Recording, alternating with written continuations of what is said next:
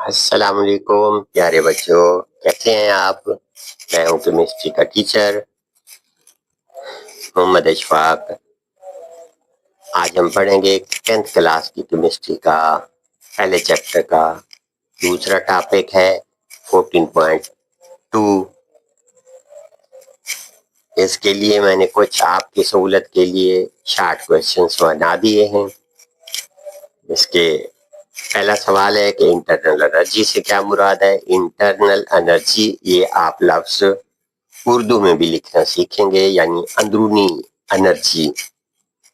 जवाब में लिखेंगे किसी जिस्म के ज़रात की मजमूई काइनेटिक एनर्जी और पोटेंशियल एनर्जी। ये दोनों एनर्जीज को आप जब मजमुआ करेंगे तो ये मजमूई एनर्जी होगी, जिसे हम इंटरनल एनर्जी कहते हैं। यानी इंटरनल एनर्जी से क्या मुराद है, किसी जिस्म के ज़रात की मजमूई तौर पर काइनेटिक एनर्जी और पोटेंशियल एनर्जी दोनों को मिलाकर इंटरनल एनर्जी कहा जाता है। और सवाल नंबर 2 में हमने लिखा काइनेटिक एनर्जी ज़रात में किस वजह से पैदा होती है। जवाब है ज़रात की मुसलसल हरकत की वजह से काइनेटिक एनर्जी पैदा होती है।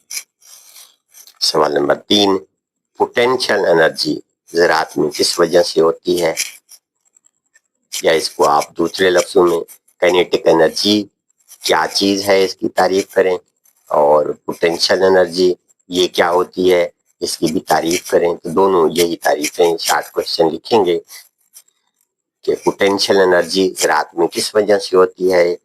ज़रात के दरमियान मौजूद बाहमी कशिश और बंदिश, यानी उनके अंदर जो जोड़ने की उनकी सलाहियत होती है, उस वजह से पोटेंशियल एनर्जी होती है। ठोस को हीट देने से क्या होता है।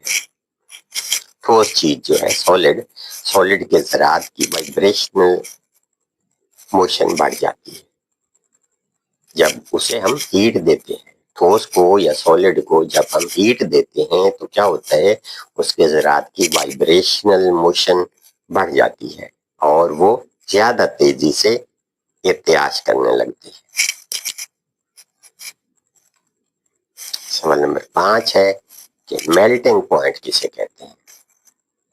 याद रखें बच्चों, जब हम ठोस चीज को गर्म करते हैं और गर्म होते होते वो जब माए में तब्दील होना शुरू हो जाती है तो उस टेम्परेचर को हम नोट कर लेते हैं, वो उसका मेल्टिंग पॉइंट होता है।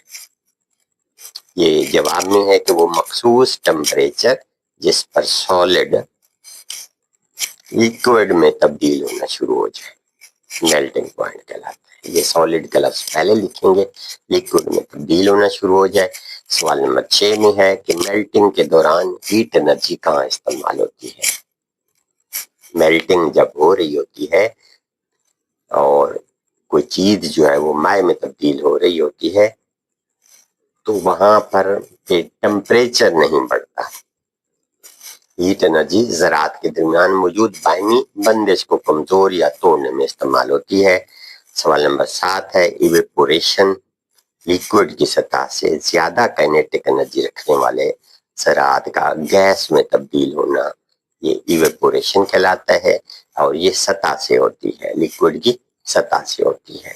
वेपर प्रेशर माए की सतह पर मौजूद बुखारात की तरफ से लगाया जाने वाला प्रेशर, दबाव, वेपर प्रेशर कहलाता है। सवाल नंबर 9 में है कि बॉइलिंग पॉइंट किसे कहते हैं। बॉइलिंग पॉइंट ये वो टेम्परेचर होता है जब माए को गर्म करते हैं तो वो एक खास टेम्परेचर पर पहुंचकर गैस बनना शुरू हो जाता है। तारीफ इसकी ये लिखेंगे कि वो टेम्परेचर जिस पर वेपर प्रेशर बैरूनी दबाव के बैरूनी एक्सटर्नल प्रेशर के बराबर हो जाए, बॉइलिंग पॉइंट कहलाता है। नेक्स्ट क्वेश्चन है कि बॉइलिंग और इवेपोरेशन में क्या फर्क है।